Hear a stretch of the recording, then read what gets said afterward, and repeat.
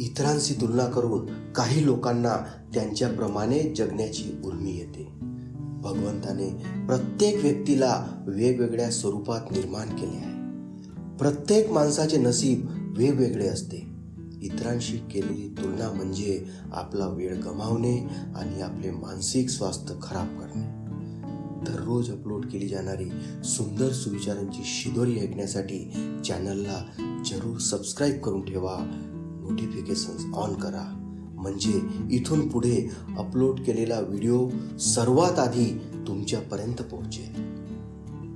जर तुम्ही भूतकाळाचा जास्त विचार केला तर डोळ्यात तुमच्या पाणी येईल. भविष्याची काळजी केली तर मनात तुमच्या अनेक समस्या निर्माण होतील.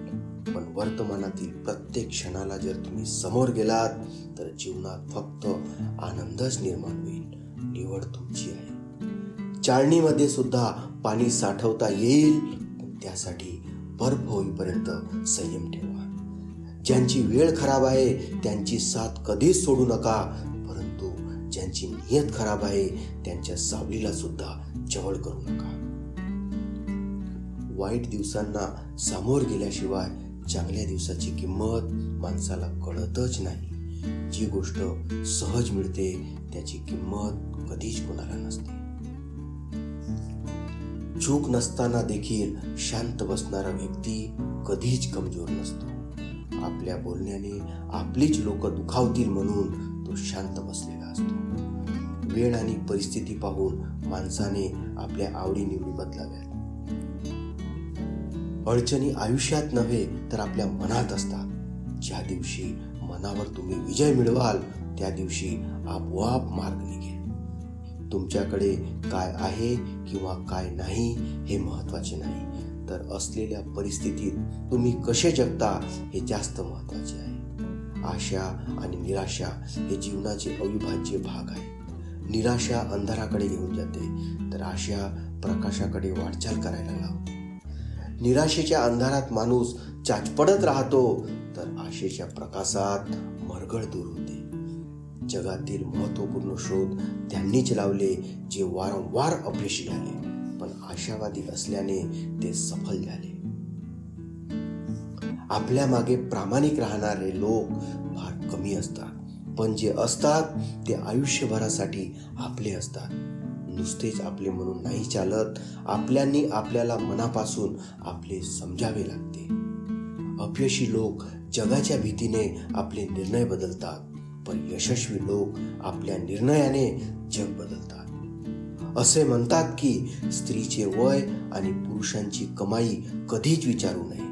त्याचे कारण हेच आहे की स्त्री कधी स्वतःसाठी जगत नाही आणि पुरुष कधी स्वतःसाठी कमावत नाही.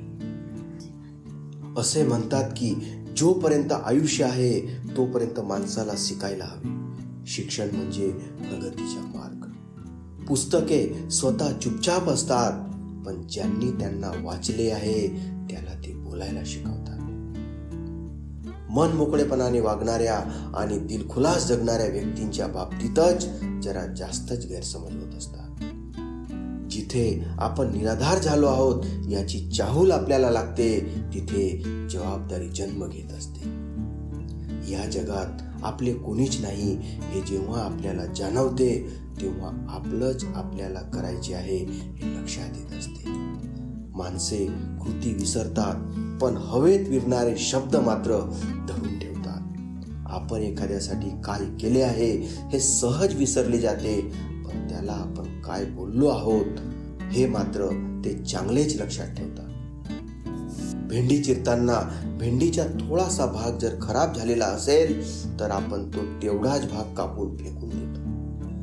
पुन्हा भेंडी चिरून पुढे गेलो आणि पुन्हा जर खराब भाग दिसला तर पुन्हा तो भागही कापून फेकून देतो. उरलेल्या भेंडीचा अर्धा भाग कापून भाजीसाठी घेतो. किती चांगली गोष्ट आहे पहा. 50 पैशाची भेंडी आपण किती लक्ष देऊन कापतो.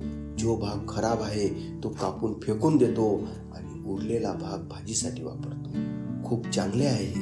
मात्र दुःख या गोष्टीचे आहे की आपण माणसांबाबत एवढे कठोर का बरं वागतो.